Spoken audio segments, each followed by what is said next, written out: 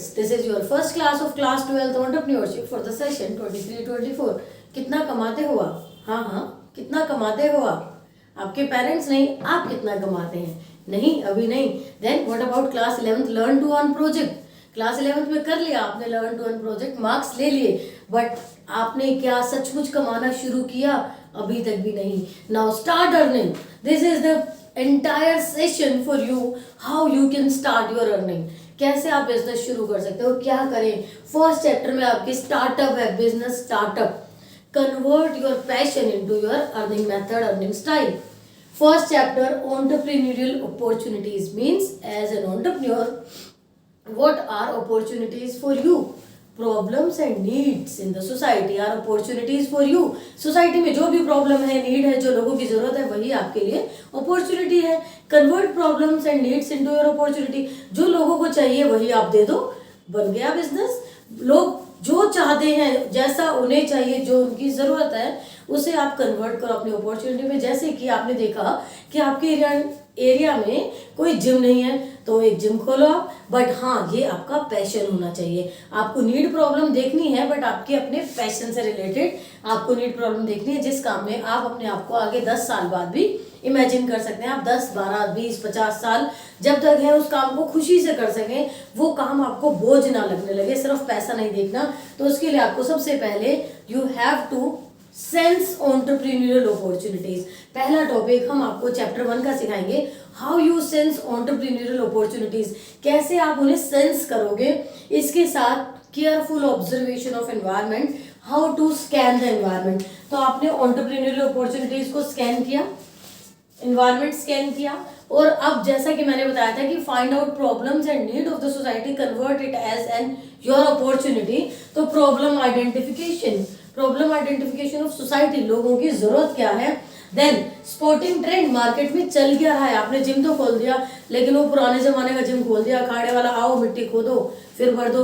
नहीं भाई, ये नहीं चल रहा है. ट्रेंड क्या है, किस ट्रेंड को लोग पसंद कर रहे हैं, किस तरीके से आप रहेंगे कि आप अपने कॉम्पिटिटर्स को डिफीट कर सके. आपका यूएसपी क्या है. USP, what is USP, unique selling preposition. आप क्यों खास हैं, आप क्यों लोगों को अट्रैक्ट कर पाएंगे, कस्टमर्स को क्यों अट्रैक्ट कर पाएंगे. जैसे मैं, if I am teaching you and you are at this channel, क्यों आप यहाँ पर हैं, व्हाट इज आर यूएसपी, क्या खास है. Then creativity and innovation, what is creativity in your product और service, what are your innovations, because customer always wanted to have something new.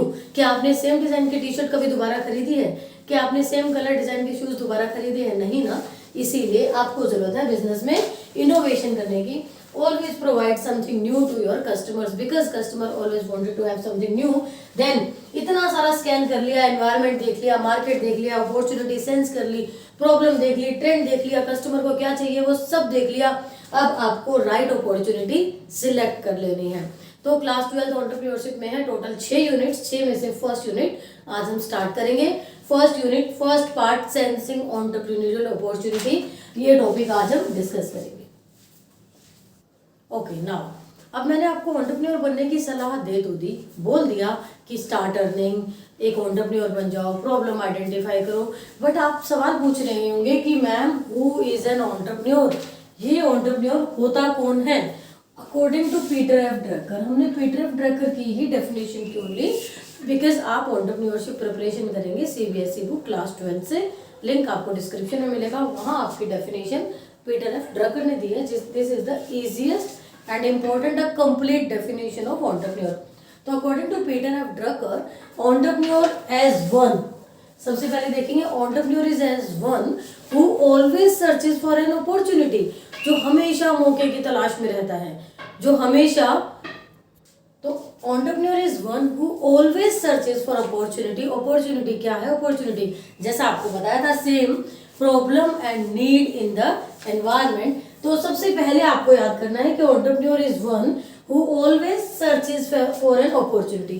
पहला पॉइंट याद हो गया कि जो कि हमेशा अपॉर्चुनिटी सर्च करने में लगा रहता है, मौके की तलाश में लगा रहता है, उसे कहते हैं एंटरप्रेन्योर. अब basic test of entrepreneur, basic test of entrepreneur means कि काम तो सभी शुरू करते हैं, आइडियाज तो सबके दिमाग में आते हैं, बट सक्सेसफुल कौन होता है. आपकी परीक्षा का टाइम क्या है. तो एक एंटरप्रेन्योर की परीक्षा का जो टाइम है, एक सक्सेसफुल एंटरप्रेन्योर की परीक्षा जो है वो यही है कि वो बिजनेस अपॉर्चुनिटी को इन्वायरमेंट से आइडेंटिफाई करने के बाद क्या इनिशिएट कर पाता है, क्या पहला कदम उठा पाता है? आपके दिमाग में बहुत सारे आइडिया हैं, मैं ये भी कर लूँ, ये भी कर लूँ, ये भी कर लूँ, मुझे ये पसंद है, मुझे वैसा पसंद है, अरे मैं ये बिजनेस कर लेता हूँ, नहीं नहीं मैं वो कर लेता हूँ। इतने आइडियाज आने के बाद क्या आप पहला स्टेप ले पाए? Initiating steps to produce and sell goods and services, कि आपको जो पहला स्टेप लेना है, या तो गुड्स आप प्रोडक्शन शुरू करेंगे या सर्विसेज प्रोवाइड शुरू करेंगे, और सिर्फ बनाने तक नहीं सीमित रहना, आपको उसे सेल भी करना है to make the best use of the opportunities. तो अब स्टेप समझ लेते हैं। पीटर एफ ड्रकर ने क्या कहा कि आप एक एंटरप्रेन्योर हैं अगर आपने, पहली बात, अगर आप हमेशा मौके की तलाश में रहते हैं, you always searches for an opportunity. Then उन्होंने दूसरी बात बताई कि basic test of entrepreneur is identification of business opportunity in the environment. पहला काम, हमेशा मौके की तलाश में रहो। दूसरा काम, आइडेंटिफाई कर लो बिजनेस अपॉर्चुनिटीज को, आइडेंटिफाई कर लिया। अब तीसरा काम, सिर्फ आइडेंटिफाई करके नहीं रुकना है, ग्रैब इट बिफोर अदर्स। आप पहला स्टेप लो, इनिशिएट करो। पहला स्टेप किस चीज का? गुड्स प्रोड्यूस करने का या सर्विसेज प्रोवाइड करने का। ठीक है, गुड्स प्रोड्यूस कर दी, अब क्या उसे घर में रखेंगे? नो, सेल इट, और कन्वर्ट कर लिया आपने इस अपॉर्चुनिटी को एक सक्सेसफुल बिजनेस वेंचर में। Clear? Okay, continue. You are entrepreneur, you have started earning. आपके दिमाग में आइडिया आ चुका है, आपने एनवायरनमेंट स्कैन कर लिया, आपने लोगों की प्रॉब्लम नीड देख ली, आप हैं एंटरप्रेन्योर। एंटरप्रेन्योर आप हैं, आप means entrepreneur is the person, entrepreneur is the subject. अब जब आप एंटरप्रेन्योर हैं तो आप क्या करेंगे? एंटरप्रेन्योरशिप करेंगे। Entrepreneurship is the process, this is the verb. What is entrepreneurship? Entrepreneurship is achieving attitude towards your own business. आपके अपने बिजनेस के लिए जब आप में एटीट्यूड आ जाता है, अ पॉजिटिव एटीट्यूड, जब आप कहते हो हाँ I can earn, I can start a business, yes I am able to provide this product और service, I am able to sell it, I am able to earn profit. ऐसा अपने दिमाग से डर निकाल दीजिए कि अभी मैं सिर्फ क्लास 12th में हूँ, मैं बिजनेस नहीं कर सकता। No, you can start your own earning. तो entrepreneurship is the process. Then अब ठीक है, आप एज पर्सन क्या कर रहे हैं? एंटरप्रेन्योरशिप कर रहे हैं, एक प्रोसेस कर रहे हैं। अब इस प्रोसेस से जो आउटकम निकल कर आएगा, जो आपका ऑब्जेक्ट होगा, दैट इज एंटरप्राइज। आप सेटअप कर देंगे एक एंटरप्राइज का, इवन इट स्मॉल लेवल, धीरे धीरे धीरे धीरे ग्रो करेगा, ऑब्वियस करेगा। तो entrepreneur is the subject, entrepreneurship is the verb and enterprise is the outcome. Now let's move on the content. What is business opportunity? क्या है बिजनेस अपॉर्चुनिटी? ये क्वेश्चन आपके पेपर में आ सकता है 1 मार्क का। एक क्वेश्चन आ सकता है डिफाइन एंटरप्रेन्योर, जो कि हम पीटर एफ ड्रकर की डेफिनेशन लिख देंगे। अगर मीनिंग पूछा जाए तो आप अपने वर्ड्स में लिख सकते हैं। What if the question is what is a business opportunity? क्या है बिजनेस अपॉर्चुनिटी? आपका वही आइडिया जिससे आप पैसे कमा रहे हैं, आइडिया जिससे आप पैसे कमा रहे हैं। It means an economic idea. जब भी पेपर आपका चेक होगा, आपका आंसर चेक होगा, फुल मार्क्स मिलेंगे अगर ये अंडरलाइन वर्ड आपने लिखे हैं। तो business opportunity can be described as an economic idea. Economic idea कौन सा? Which can be implemented to create a business enterprise.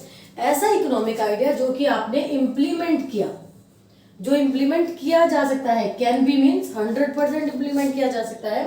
Which can be implemented to create a business enterprise. और सिर्फ business enterprise setup नहीं करना है, आपको profit भी earn करने हैं।